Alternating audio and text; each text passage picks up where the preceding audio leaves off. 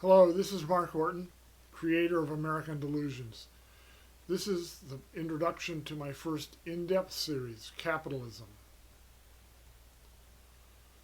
When I began to study the workings of the U.S. economy with relative intensity 5 or 6 years ago, I quickly realized that the standard U.S. economic theory, the sort of thing taught to undergraduates in Econ 101 and subsequent courses, was very far from satisfactory. It didn't reflect my own experiences in business over more than 30 years, and it certainly was not helpful in understanding the changes in the U.S. economy during that time and now in the present moment. This led me to explore a range of non-standard approaches, non-standard meaning not found at the University of Chicago, Harvard, Yale, and so on. A key conclusion for me came from reading the history of the development of capitalism. This convinced me that the standard economic model that treats the economy as a separate machine, not connected to the rest of society, is simply silly. How can we account for the facts of the rich and corporations devoting such enormous energy and money in shaping public opinion and public law and policy to defend their status and shape the playing field for the resulting flow of money from the economy? To use the terminology of Karl Polanyi, and you can see the reference below, capitalism is embedded in society. It's not separate from it. This means that in order to understand capitalism, one has to acknowledge and then study the interconnections between the economy and the society in which it is embedded. This suggested to me that a number of social systems and structures be included in our understanding of how the capitalist economy is working. Here's a list of the ones that I'm considering. Political culture and values, political system, federal, state, and local, the judicial system, land, raw materials, the impact on the earth, workers and families, housing, education, healthcare, infrastructure, U.S. empire, and inequality and race. So we'll explore many of these during this series, but first, let's turn to a few key observations of the capitalist system.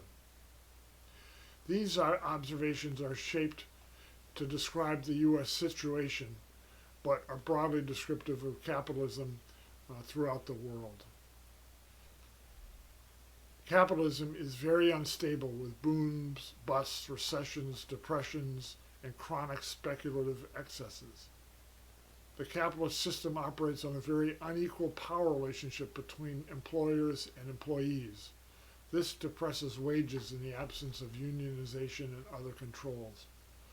Capitalism tends towards monopoly, restricting competition, driving wages down, and reducing innovation.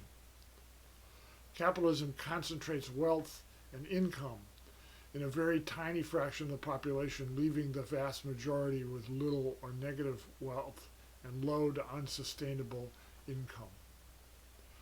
Capitalism controls the investment of most financial and other resources.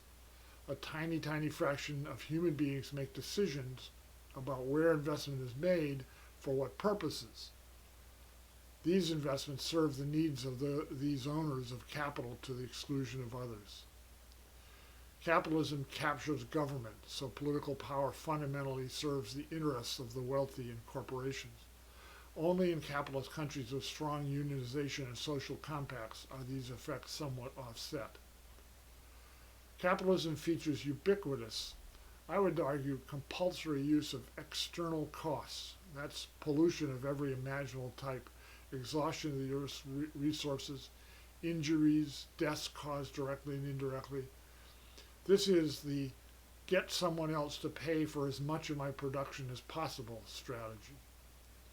Capitalism works on a short time horizon for investment. Publicly traded corporations notoriously act on a quarterly basis. Others must be profitable within 1 or 2 years. They're all very risk averse, and they don't support basic research. Capitalism does not provide for housing, healthcare, education, and other family needs. It sucks capital away from these needs and through political controls prevents governments from making adequate investments in these areas.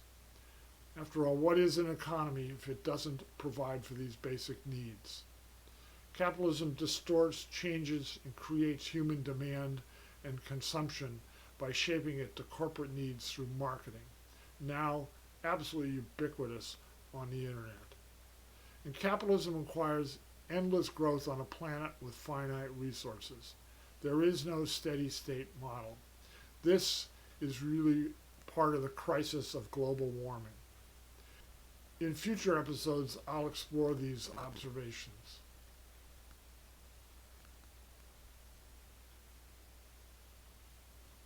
Thanks for watching this episode of American Delusions. You can also visit us at americandelusions.com.